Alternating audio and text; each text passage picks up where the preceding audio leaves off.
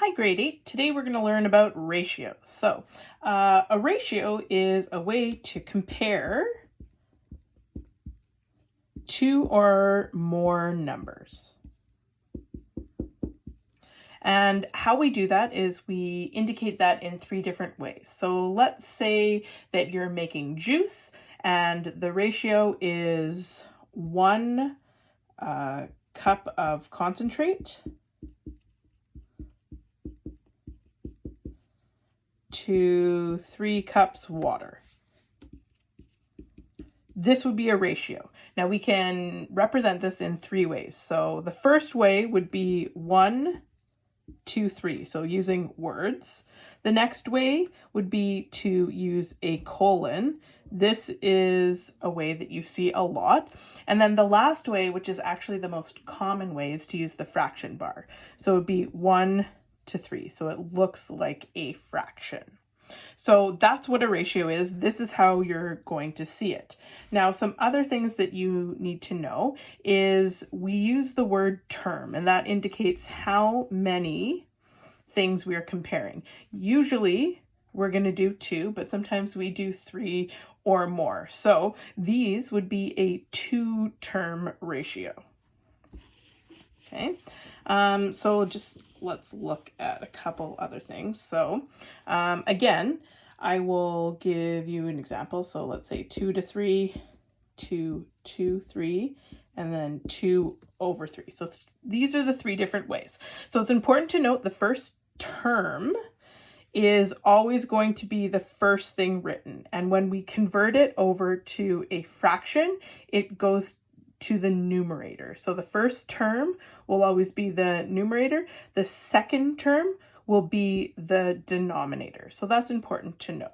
And that's if we have a 2-term ratio. Now, there's also some other vocabulary, which is what type of ratio it is. So let's just look at this in terms of our class. So let's say we have a class size of 25 students. Okay, and there is 16 girls, and that means that there's 9 boys.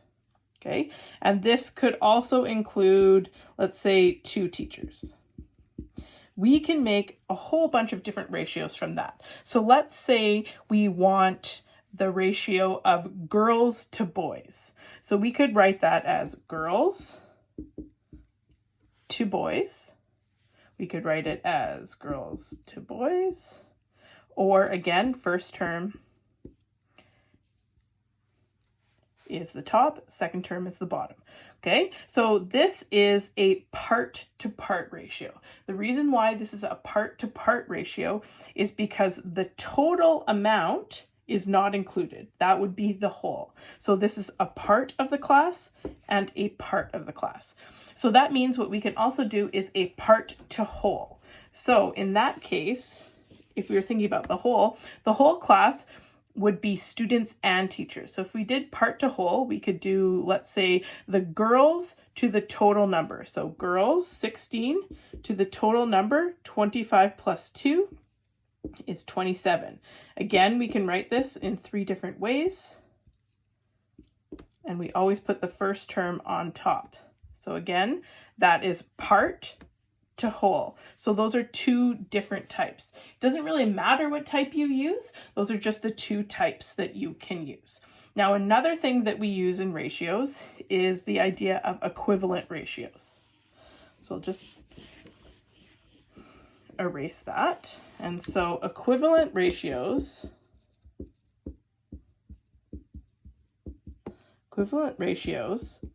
is basically exactly the same as equivalent fractions. So let's say I have a 1 to 2 ratio. Doesn't matter what it's for, but remember that we can write this as a fraction. So just keep that in mind. So what is something that's equivalent? So it means the same, but it looks different. So that means we can multiply or divide these numbers to make them look the same. So let's start just by multiplying by 2. So that means I would have to multiply both sides by 2. So an equivalent ratio to 1 to 2 would be 2 to 4, or 2/4. This makes sense. We already know this about fractions. We can also multiply this by, let's say, 5. It doesn't really matter as long as we're multiplying both sides. So if we multiplied this by 5, another equivalent ratio would be 10 to 20, or 10/20. Now, this will be really important when we start solving problems with ratios. Okay, so let's just go back and let's remember the vocabulary that we've learned. So the first thing that we learned was this is called a term. So one of the numbers when we're comparing numbers is a term. This ratio, if I have two numbers, is a two-term ratio because I'm comparing two terms or two numbers. We also have part-to-part and part-to-whole ratios.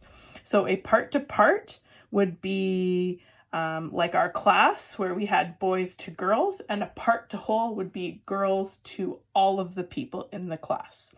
And lastly is equivalent ratios. So that's where we make our original ratio mean the same, have the same value, but look different. So all three of those are very important.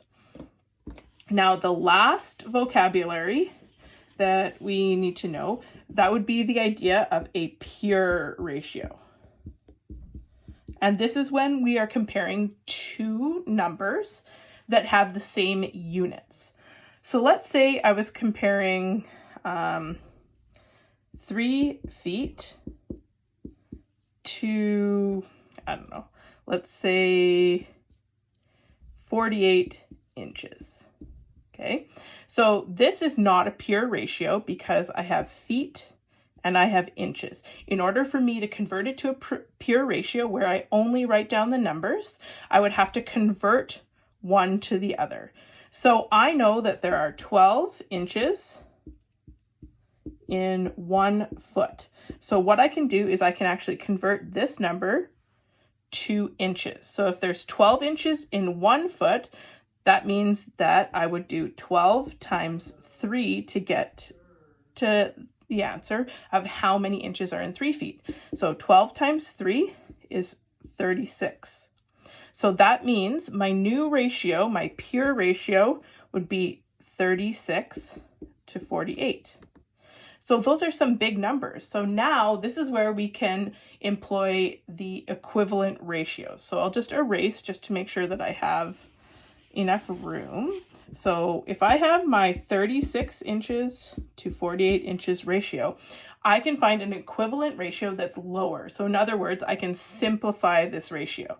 So we know that 12 goes into both of them. So when we were looking at equivalent ratios before, we were multiplying. This time I can divide by 12 and divide by 12. So 36 divided by 12 is 3, and 48 divided by 12 is 4. So my new simplified ratio would be 3 to 4. Remember, I can write that as 3 to 4, and then I can write it as a fraction with the first number as the numerator.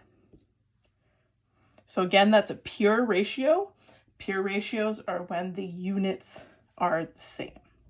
Now, the last part that we need to learn about ratios is the idea of how to solve problems with them. So this uses proportional reasoning and the idea of equivalent ratios.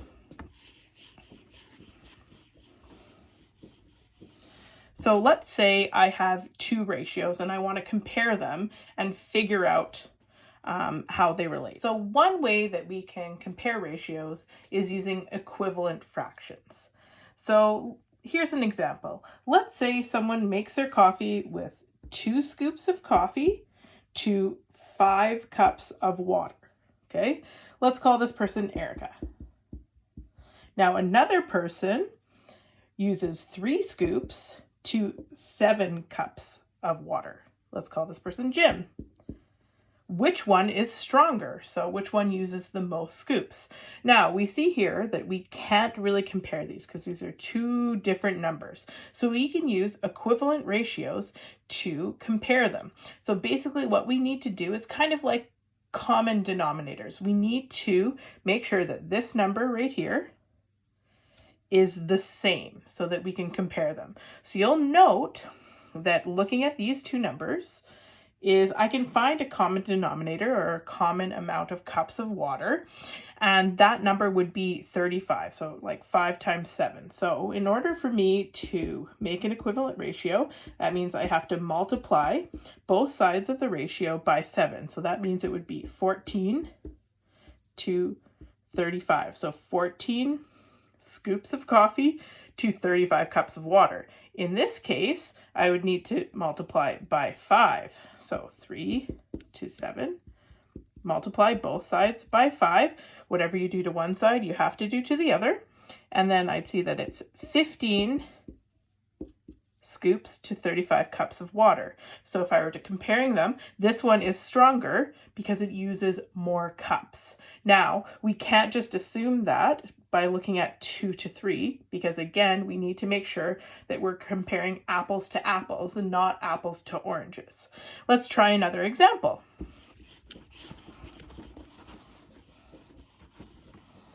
Let's say we're making juice and someone uses 4 tablespoons to 5 cups of water, and this person uses 5 tablespoons to 6 cups of water. Again, these are not intuitively obvious to use equivalent ratios, so you can't just go from 4 to 5 easily. So what we do is we do what we did in the last example, and we try to make a common number here for us to compare. So in this case, I can see that the number will be 30. So that means I would have to multiply this one by 6 on both sides. So I'd have 24 to 30. So 24 tablespoons to 30 cups of water. This one I'd multiply by 5. So I'd have 25 to 30 cups. So this one would be stronger again because you can see that that one has more tablespoons. The next way we can compare ratios, if we're not using equivalent ratios, if the numbers are not as easy to see as the last example, we would do as follows. So my example for this one is thinking about grass seed. So in the spring, sometimes we'll add grass seed to parts of our lawn to make it look better. So let's say a package of grass seed has a recommended amount of grass seed for a certain area. So in this case, we have that there is 200 grams of grass seed can cover 9 meters squared. But when we actually use it in real life, what happened was is we spread 150 grams over 6.5 meters squared of area. So this can not easily be seen how to convert between. So what we want to know is is this the same or less than or more than the recommended seating? So if we're going to compare it and solve a problem like that, what we would do is we would try to make these so that the ratios are out of 1. So how we would do that is we would take the first ratio, so 200 to 9, and what we could do if we want to make the area 1 meter so that we can compare. So remember, if we're comparing, we need to have pure ratio. So what I would do is I would divide both sides by 9. So we would have a new ratio, which would look something to the effect of 22.2 to 1. Now, if we did the same thing to this one, we would have to divide again. So 150 to 6.5. Now, do we divide by 9 or 6.5? Well, we have to look at the specific question, and I see that it's 6.5. That's what I have to divide by to get to 1. So I divide by 6.5, divide by 6.5, and then I would have actually used in real life 23.1 to 1. So it looks like the recommended seating will be about 22.2 grams for every 1 meter squared, but what I actually used was 23.1 grams over the 1 meter squared. So that's another way to solve problems and compare ratios. Another way to use ratios other than comparing is to solve for an unknown. So that's when you have two ratios that look something like this. You would have a ratio that would be 5 to 4, and then another ratio that would be 20 to some unknown. So a number that's not displayed. That's what we're going to do next. So I would have a 2 to 3 ratio, and then I need to figure out a different ratio. Let's say I have 20 to some unknown number. We want to know what this n is. I can use equivalent ratios to solve for that. So what I would look at is I would look at how does 2 relate to 20. I relate those two because they're both the first term. So you may notice that 2 times a specific number goes to 20. So 2 times 10 equals 20. So that means to find my equivalent ratio, I would need to multiply 3 by 10 to get this number by 10. And I get that number. So my new equivalent ratio would be 20 to 30. So that helps me solve for the unknown. Now, it's not always going to be that easy where there's an obvious number that I multiply to get to the other one. So let's look at another example. So the last way to use ratios and compare them if we're trying to find a number is to actually use cross multiplication rather than equivalent ratios. So let's go over a third example. So let's say a bike is in 4th gear. When the pedals turn 3 times, the rear wheel turns 7. But when the pedals turn twice, we don't know what the rear wheel turns. So let's figure out how to do this. So if I'm using cross multiplication, I want to use that in fraction form. So I'll just show these as fractions instead. So I'm going to change this question mark into an X. So let's say, now we know that these are going to be equal, so we can use cross multiplication. So if you remember from your fraction unit, that means that we're going to multiply the numerator by the denominator of the other fraction and vice versa. So that means that 3 times x, or 3x, if you remember from algebra last year, is equal to 7 times 2, which is 14. Now we need to do one last step. And again, this is something you would have learned in algebra. That means we divide. So I would divide by 3, and I'll figure out what that is. So x, so 3 goes into 14. That goes 4 times with 2/3 left over. So when the pedals move twice, the rear wheel moves 4 2/3 time.